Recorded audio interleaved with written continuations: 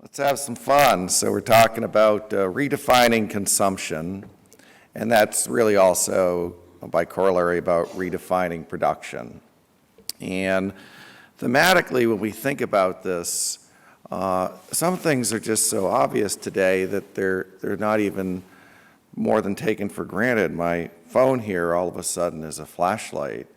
It's a GPS system that cost $140,000 to build the first GPS system just about 30 years ago. The power in my hands here and the fact that it's been dematerialized, I don't have to carry a flashlight anymore. Think about what that means about the nature of consumption, production, and the impact on the environment at this very simple level. And then you look at the computer. What's happening to this very important device in our lives? It has and is becoming dematerialized. The cloud is taking the processing power to a central place, is taking the data there, and all of a sudden we get more power with less material consumption and greater efficiency. These are just small signs on the road today, of which we're going to discuss many, about the megatrend in technology and how that is really empowering the individual in new ways, perhaps never even imagined until very recent times. It's interesting, a philosopher, Jesuit priest called Theodore Chardin invented a word back in the 50s, and it's sort of like biosphere or atmosphere, but he called it the noosphere. That's N-O-O sphere, noosphere. And that term is the collective knowledge of society that we live in and that we're born into. And when one looks at the power that a newborn has today, or that each of you in this room has, truly it is comparable to what was attributed to gods just a couple hundred years ago. And as we're going to be talking about today, that power is exponentially increasing on the digital highway. And there are questions of what will we do with that and how will it impact consumption, production, quality of health and life. It's a very, very exciting moment in history. And in fact, this is the greatest innovation and design era of all time. It's more than what the Renaissance meant to Europe and the world. What is being brought forth is the human spirit and human soul and human innovation in a new way of empowerment that was, again, inconceivable till recently. Also, 1 billion new minds and souls over the next 3 to 4 years will be entering that digital highway, entering that direct connection, that pure spinal tap to the noosphere of this virtually unlimited knowledge. And additionally, it's more than that today when you look at things like crowdsourcing and crowdfunding. They not just have access to knowledge. With great ideas and passion, you have access today to capital in ways that were not possible because of the way the system disintermediated the individual so often in the past. When we look at that, that's also led to the do-it-yourself movement and what can be done by individuals today, or startups of companies, startups of for-profit or nonprofit entities. The capital that's required, the efforts that's required, just in the last 15 years, when I was working in Silicon Valley, you'd be talking about 5 to 20 million to get something off the ground, X.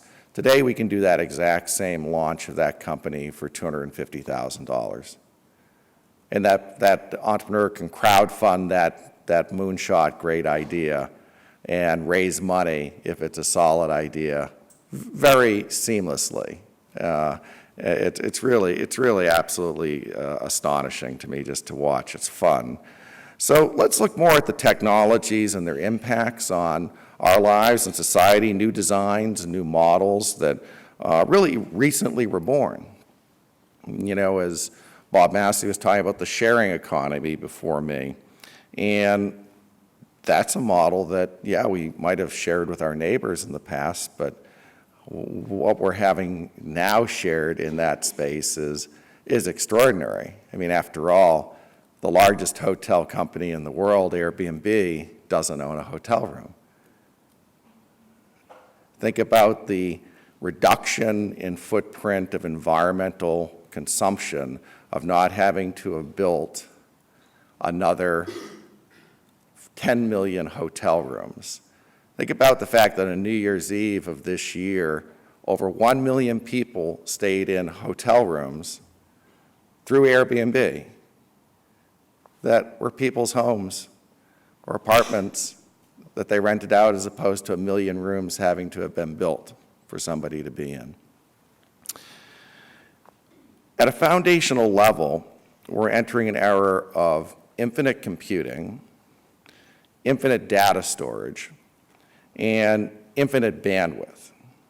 And that sets the stage for a lot of the other technology impacts that we're going to be talking about here in my presentation and further on in the day.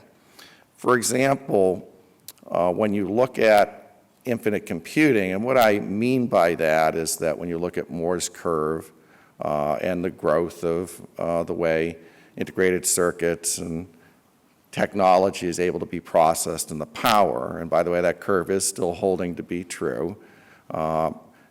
If you look out just 10 years from now, and it's actually less than 10 years, on your desktop computer, which is probably not quite a computer the way you think about it today, it's probably being processed in the cloud. If you wanted to solve a Sudoku puzzle, you simply would have your computer in 10 years try every possible combination in less than 1 second and give you the answer.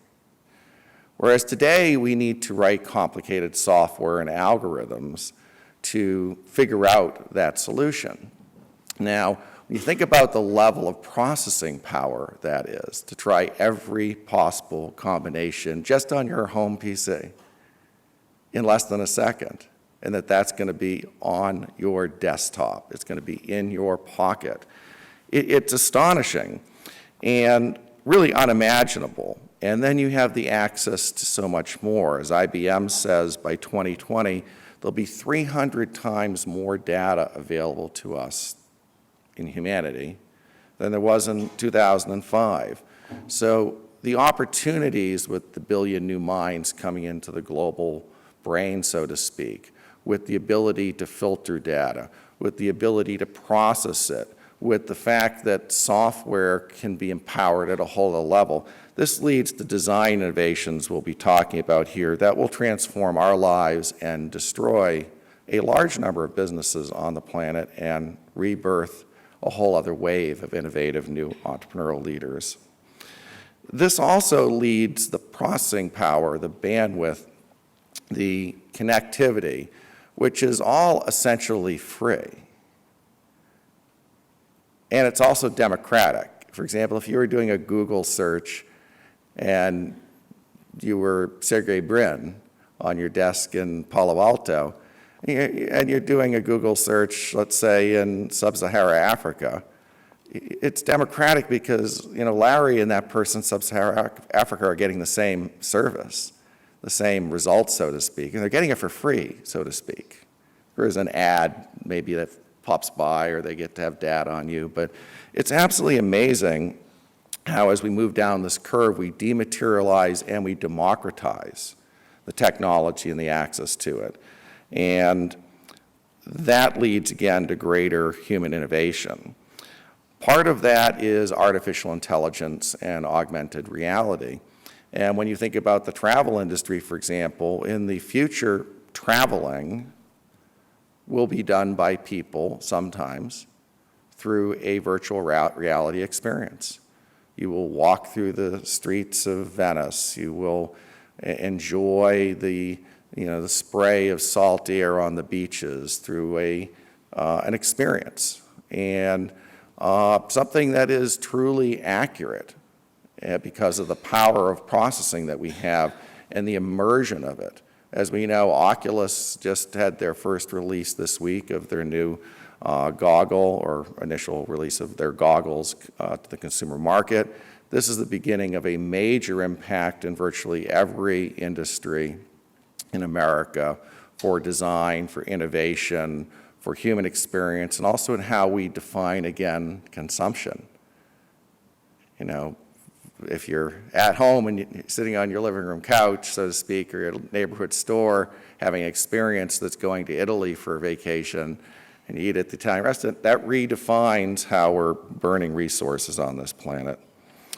As Peter Diamandis, one of my friends and mentors, said, who's the founder and CEO of X Prize, which is the largest global competition for innovation, at least for prize size, and he's also co-founder of Singularity University, said, and this is so interesting, you know, anything that becomes digitized, biology, medicine, manufacturing, we can make a whole list, hops on to Moore's law of increasing computational power, and once a process transitions from the physical to the digital, it becomes exponentially empowered. So when we start to think about this processing power, keep in mind that a lot of things that we think is physical today are hopping onto a digitization path. Once they are, they become exponential in their potential of innovation, of new design, of optimization, of responding to the environment, and billions and trillions of inputs to optimize design. And in the end, that, of course, reduces resource consumption and improves quality of human life. As Peter went on to say, we have been treating computing as this precious resource, yet for the first time in human history, we will be able to provide infinitely more resources to a problem at no additional cost.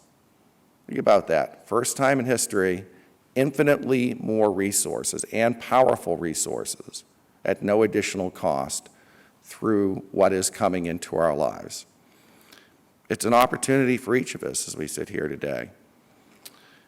This leads to some innovations that might be self-evident, but let's talk about advanced materials for a moment, where we're making things lighter, stronger, cheaper, and better. Today, material scientists are engineering smart, novel materials with properties that aren't even found in nature. Two-dimensional materials like graphene are 200 times stronger than steel. And carbon fiber composites enable lighter jet fighters, jet engines, human joints, energy storage innovation, quantum computing.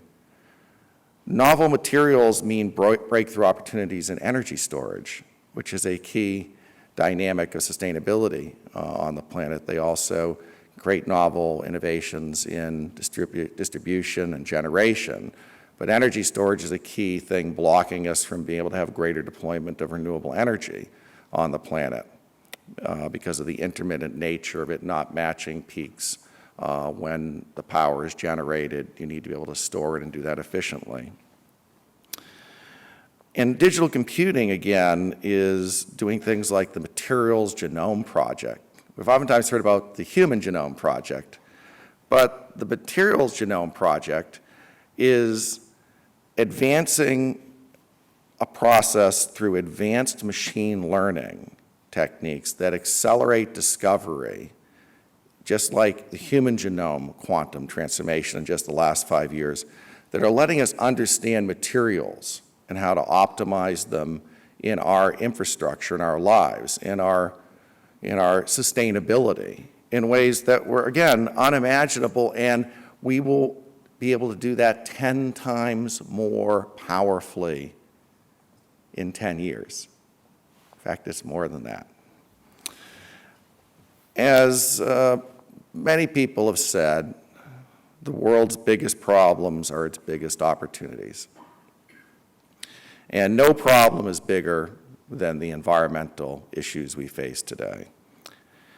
The environment actually is the biggest investor in every one of our businesses and in every one of our lives. It is our partner. We are part of environment. The environment is not separate from us as a human species. And in fact, when you think about starting a business and you write a business plan, you get your, let's say, $1 million of seed capital, well, I think we oftentimes forget that there's more than $1 million of capital that's been invested in that business by the environment. It's called clean air to breathe, clean water to drink, land to build upon. It's materials to create with, and that we're able to take at really a sub-market value, so to speak, from the total cost of that extraction for the planet. So the environment really is the core infrastructure of all business and all that happens on this planet. And so when we look at the biggest problem here, which is the environmental relationship with humanity today, it also, again, creates the biggest opportunity. As Peter Diamandis says, when we look at these opportunities, the best way to become a billionaire is to solve a billion-person problem. And that's the opportunity present for us. Adding to all of this, you start then talking about connectivity. The Internet of Things has now actually become the Internet of everything. And essentially, everything, everywhere, all the time will be connected in our lifetimes. It's absolutely astonishing. And that data will be used to optimize experiences from health, wellness, transportation safety, manufacturing efficiency. I mean, we could go through list and list and list, and there's a speaker later on today that is a keynote on this also. Yet, the simplest things that we think about today, like maybe a smart thermostat like Nest, that's just the smallest little baby steps of where the sensors megatrend is going. And it's absolutely phenomenal. The tech breakthroughs are also empowering new models. So we're talking about like the sharing economy, but then it allows new perspectives on those models. And when you think about Uber, which is the largest car service in the world, and again, they don't own a car and have a market valuation of over $50 billion being a car service without owning a car. Some people just think, well, oh yeah, it's a kind of taxi service. But then you listen to somebody like Michael Wolff, who says, if you think of Uber as a giant supercomputer orchestrating the delivery of millions of people and items all over the world, it really is the Cisco of the physical world. That's what they're creating. And as such, it can and should be one of the largest companies in the world. It is orchestrating through a sharing economy, highly efficient, with sensors, monitors, and controls, use of assets that are underutilized, and it could become the largest transportation company in the world, largest mover of materials and people. And it's a model, again, that didn't exist 8 years ago. What else is possible? What else is possible? We're going to have 10 times more power than this in just 10 years. And when we look at enabling technologies further through what's been developed in all that we've talked about so far this morning, look at robotics and manufacturing efficiency. And I was tempted to show you also a video today of a wonderful robot that beat the top table tennis champion in the world. It's absolutely astonishing what that does when you bring that into a facility, into operations, from a quality standpoint, from a materials efficiency standpoint. Yes, it does take some dimensions of human labor out of that. Yet, when you look at that, it's very interesting on a recent report that was just put out in a book on this. Over 40% of job titles in America in 20 years do not exist today. So 40% of jobs of the entire base of the population, they do not exist today as job titles. You think about that. You think about the Uber drivers as that becomes robotized. Well, driving either a livery, a taxi, or a truck is the largest employer in the country. Half those jobs are going to be robotized, for example. So we're going to have to then generate new jobs through all of this innovation to take it to the next level of meeting the needs of the people for sustenance and careers. So when we look further at this, just to touch on a few other technology data points as I head to wrapping up in the next several minutes. And I would love to have been able to go into these in much deeper and put up a lot of visuals and a lot of wow and pow up there. But I decided to keep this as a conversation this morning and a talk, as opposed to putting images on the screen and everybody going, wow, that's cool. Because I think you all know this is cool and you've seen the images. So let's focus on the substance here. And other parts of this megatrends, look at drones. There's a report out in the last few weeks here that drones will reduce fertilizer and water consumption in large agriculture by 40%. This is from MIT. And that's because the drones can go very intricately and see where there are hot spots of under irrigation, can see where fertilizer is needed, and you start to get very, very targeted. So a field owner of, let's say, 500 acres or 1,000 acres normally would have a plane go by for $1,000 per time and do all the scanning. They can now buy the drone for $1,000 and own it and have that drone going out every day for very low cost. And that drone might be powered by, a solar cell or two on the roof of the barn, and all of a sudden, the sun is powering that, and they completely restructure the level of fertilizer use in the ag industry, which is a huge source of pollution and issues on the planet. So all of that also leads to one other technology I think that people are underestimating, which is 3D printing. How many people in the room are familiar with what 3D printing is? I'm curious. Excellent. Really, really impressive. And 3D printing is revolutionizing production and consumption. When you look, for example, at the space station, some wonderful entrepreneurs all of a sudden looked at that and said, oh, this is the largest, most expensive, most complex supply chain in the world, getting things to the space station.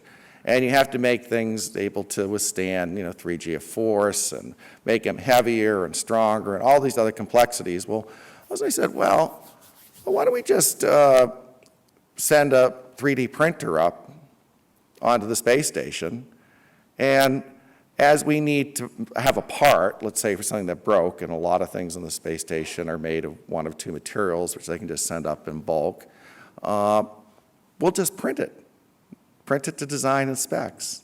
It takes $1 billion of cost out of that very complex supply chain, but also gives an example of how consumption, again, will change, where you could go into a store to buy something physically, and they'll say, great, it will just take us 3 minutes to make you one.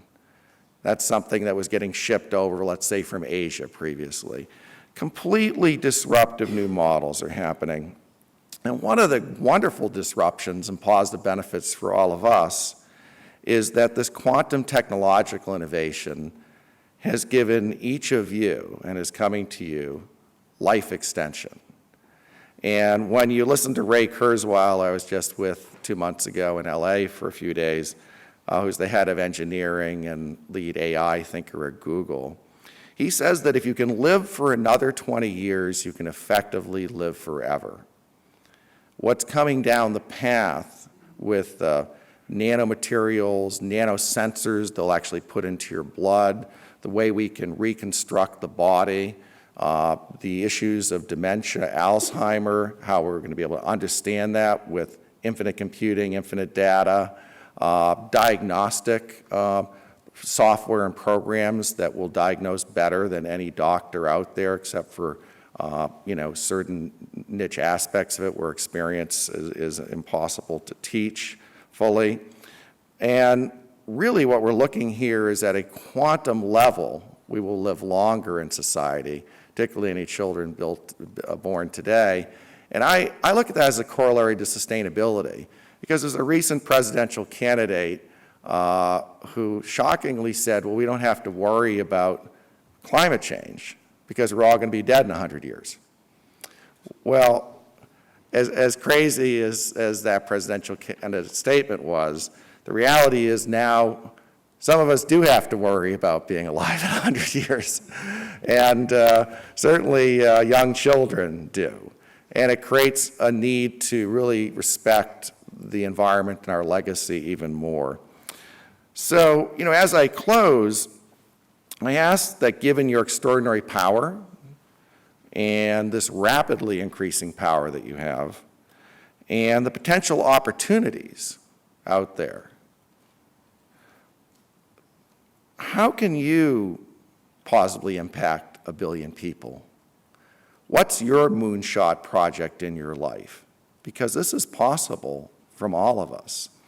Moonshot projects are big, audacious goals, but there's never been a better time in history to have them and to actually achieve them. As the CEO of Autodesk, Carl Bass, said, who leads one of the great design firms in the world, by 2050, there'll be 9 billion people on the earth, demanding and deserving adequate food, medicine, shelter, and comfort. History has shown that failing to address the demands of this nature will lead to instability and crisis. Somehow we must meet these growing needs while at the same time reducing global resource use. We need to do more with less. We will have to rethink, redefine, and redesign the way we live, the way we create solutions, and the way we measure progress. In closing, I note that with all of today's rights, freedoms, and powers, and all that's been given to you here, I ask that you also understand you have a responsibility that comes with that, rights and responsibilities. And I'm pleased asking you to use this power wisely to create a more just, humane, sustainable, and abundant planet. This is possible now. We will do it. Thank you.